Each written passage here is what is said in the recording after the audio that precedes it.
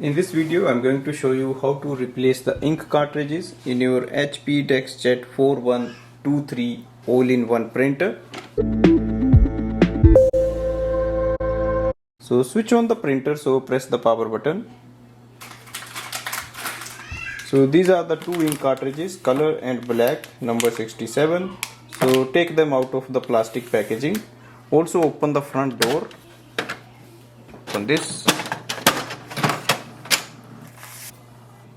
Remove the ink cartridges, press it down and it will just come out.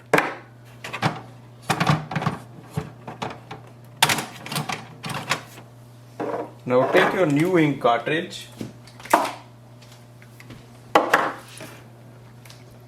place it here and hold the printer with the other hand, push it in and lock it. Same with the black ink cartridge.